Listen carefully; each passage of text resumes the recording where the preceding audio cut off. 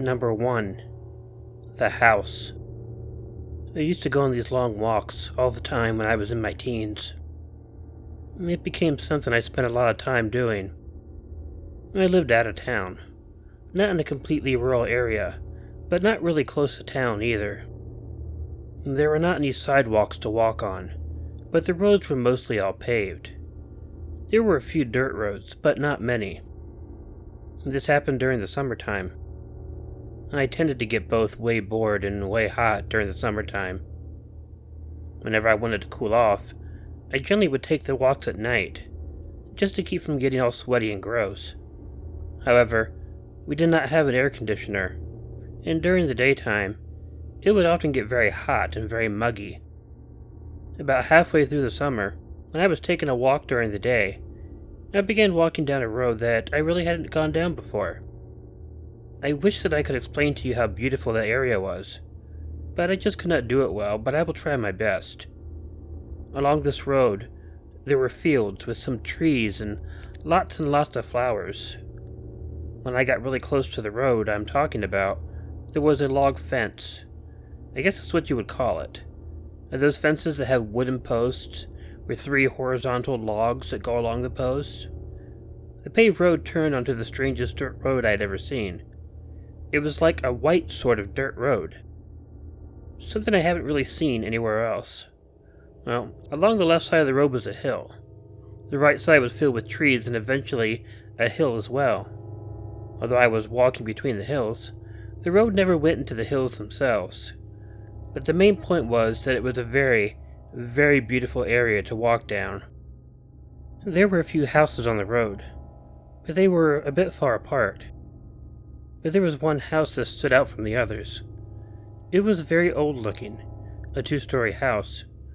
It was fenced in, and some of the windows were boarded up, so I assumed correctly that the house was abandoned. I have a thing for abandoned buildings. Those are my favorite scary stories. I never thought I would have the guts to actually do it, though. And there was something really spooky and absorbing about this building. My walks in that area became more and more frequent. I have never seen anyone in the house, and decided undoubtedly that the house was abandoned. And finally one day, I decided I had to go in and explore the house. Other than a few old people sitting on their porches, I have never seen people in that area, and absolutely no one inside the house. I have to tell you that it was pretty freaky walking up to the house. I kept looking around, getting scared that maybe a car, or even a cop car, would be coming down the street. The front door was locked, so I had to go and look for a way to get in. I walked over to the back of the house. The back door was locked, but it was sort of loose too, so after shaking it a bit, I was able to get into the house. Oh, my heart was pounding in my chest as I walked into the house. It was just as spooky as I thought it would be. It was covered in cobwebs and smelled very musty. I wanted to go up to the second floor. As I was walking up the stairs, 2 things happened really quickly. The stairs collapsed and I fell partly into it. One of my legs fell into the hole, while the other didn't. It just bent awkwardly. My head hit into the wall, and almost knocked me out. I cried out, and everything went blurry for a moment. It all happened so quickly, and when it did, I saw someone on the second floor of the house. It was really quick. He moved from one room to another room. It was so odd I passed out. Well, the very next thing I remember, I woke up outside of the house. I knew for sure that I had not left the house on my own. Someone must have taken me out of the house.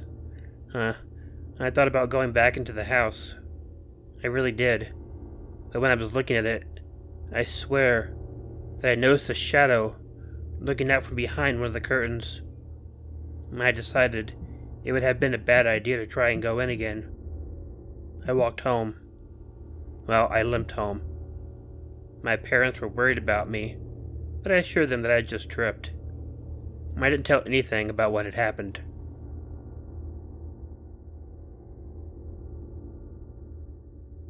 Number 2. The Walk. I like my middle of the night walks. I'm not much of a people person, so getting out when it's quiet and no one else is around appeals to me. But I'm not sure I'm going to be keeping up with them much longer. You see, about a month ago, I had to go to the hospital for something in the middle of the night. It was no big deal. Everything was okay. But after it was all done, I had to walk home because I don't have a car. I only live a couple miles away, so it wasn't that much of a walk. And since it was still warm out, I figured I'd enjoy it. It was so peaceful and warm that the fact that I'm a female and I was walking alone at 3 a.m. just completely slipped my mind. I suppose it's one thing to walk the quiet roads next to my house, but it was definitely something different to walk along the quiet highways from the hospital. I went for a very long time without seeing a single car.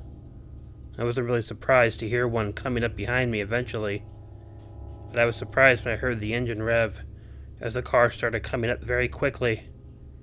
I glanced over my shoulder, just in time to see that not only was the car coming up quickly, it was veering off the road toward me. I quickly stepped backward, stumbling, as the car drove right through the space where I had been walking.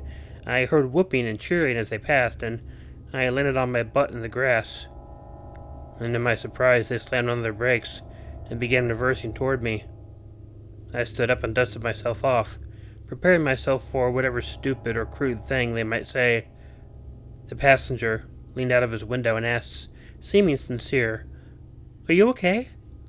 All right, maybe they hadn't intended on attempting to run me over. Perhaps they weren't paying attention and it was an accident. Still, they were stupid of not paying attention. But I could accept that it was an accident. "Yeah, I'm fine," I said, pulling grass out of my hair. "Are you sure?" "Yes, thank you, I'm fine." And with that they sped off into the night. And I wasn't at all sure what to think. I continued my walk, grumbling to myself, when I spotted the small gas station that marked the turn off to my house. It was a small, locally owned place, so it wasn't 24 hours, and it was closed for the night, and the lot was very dark. For some reason my eyes were drawn to it. I peered through the darkness, in a moment when I realized that parked next to the darkened pumps was a car. The same car that had nearly run me over. I froze in place. Why were they parked next to the closed pumps? Why were the lights out? Essentially like they were hiding in the dark. I could hear the engine and I knew it was running, which made the fact that the lights were out all the stranger. I tried to ignore it and just walked quickly past the gas station toward the road that led me back into my neighborhood. I got past it, and then took a right turn, walking along the dimly lit street. It wasn't long before I heard a car behind me, but it was weird because there were not headlights. I turned and looked, and even though it was dark, I could tell it was the car, but they had their headlights off. The car was driving slowly. It kept itself about 5 car lengths behind me, and there was no doubt at all that these people were following me. Scared now, I tried not to show it. I tried walking a little faster, but not too much that would give away the fact that I was scared. My heart was racing. I had a while to go before I get home. The car kept following me with its lights off. When I turned to a different street, it eventually did too. I was walking past a graveyard, and almost thought about running into it, but that would have been stupid. I wasn't sure what to do. But then I lucked out. There was this house where this family gathers on their porch and drink all night, and they were there. I'd never talked to them before, but I was hoping that they would help me out. So I turned into the yard and called out in a voice I hoped they could hear, but the car following me could not. I told them I was being followed, and I think these people were trying to do something bad to me. Well, they were eager to help. Maybe too eager. They invited me on the porch, and one of the drunken men went inside and came out with a shotgun. The car had stopped, still about 5 car lengths away. I'm not sure if they had noticed the drunken man with the shotgun, but they noticed it when they turned the headlights on. The drunk man yelled, "This is my boomstick!" And he fired a shot into the air. The car immediately turned around and they drove off in a hurry. The drunk man who helped me yelled, That's what I fucking thought, bitches. The man came back to the porch. They offered me a beer and I took it. Damn, I needed it.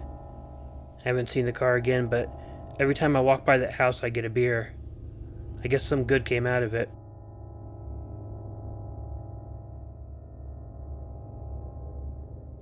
Number 3. Me and my friend had been going to this forest that he had found about a month or two ago. It was about a 20-minute bike ride from our house. He had a great time there. He had been going every week for a while and made a cool tipi, and even sharpened a few sticks, in case we had to fight anything. It was dumb, but we thought it was super cool at the time. We were 14 years old at the time. I myself had always loved horror movies, and had made my friend watch them with me all the time. He hated it. He was always paranoid that someone or something was going to get us when we went there. And that's how I came up with the idea to make a teepee and wooden spears so we wouldn't be attacked. We were finishing the school year online and had to study for finals, so we hadn't been there in a few weeks. So when school was done, we went back there just to check on if it had changed, and we also wanted to relax. So our parents agreed to let us sleep in our teepee overnight, as long as we kept in touch with them throughout the night. We didn't tell our parents this, but ever since we'd been going to that forest, we had brought a big buck knife and a hatchet. We really thought we were so cool and manly. Anyways, when we were gathering our stuff to sleep, we had noticed that the buck knife was missing. We thought nothing of it, and just assumed that we had just left it in the forest last time. On the bike there, my friend was on edge because we had watched a scary movie a week before, and he was just a wimp like that sometimes. When we got there, around 8 p.m., we had noticed a terrible smell, yet we couldn't locate it or tell what it was. This made my friend think that a dead body was nearby, and we needed to leave right away. I told him that he was being a wimp, and nothing was wrong. As we were making the 5-minute walk to our teepee area, we saw a trail of red on the leaves. This made him even more on edge. But just to calm him down, I stupidly told him that I saw a spray paint can in the trash a mile back, and someone was probably just being dumb and wasting it. As we kept walking, the stench got more and more strong, but I thought nothing of it. When we finally got there, we saw our teepee and felt a huge wave of relief come over us, even though the smell was as strong as ever. We peeked inside the teepee through the little door flap that we had made. What we saw was so haunting that we both almost fainted. We saw clothes and poop from a human. The clothes looked like men's and they were huge. When we continued to investigate, we noticed that behind our teepee were 2 rotting deer carcasses, with a wooden spear in one, and a buck knife in the eye of the other. At this point, my friend was already running back to our bikes, but I stupidly stayed for a little longer to investigate. It didn't last long though, because I suddenly heard, "Would you kids like to come and live with me forever?" It was the voice of a 50-ish-year-old man, and without looking I bolted back to my friend and our bikes. My friend, being super slow, was easy to catch up to. We biked as fast as we could home, and told our parents that we had just got bored. None of us has spoken about it since.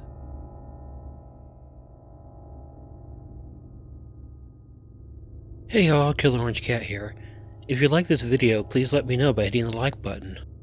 If you're not already subscribed to Killer Orange Cat, please feel free to click the subscribe button and bell below, or click the icon of Ichigo the cat that will appear at the end of this closing. Leave me a comment, and share this video with someone you think might enjoy it. If you have an original story you'd like narrated on Killer Orange Cat, please email it to the address included in the description. But most importantly, don't forget to make sure to check in your closet and check under your bed, because you never know where a Killer Orange Cat might be hiding. Good night.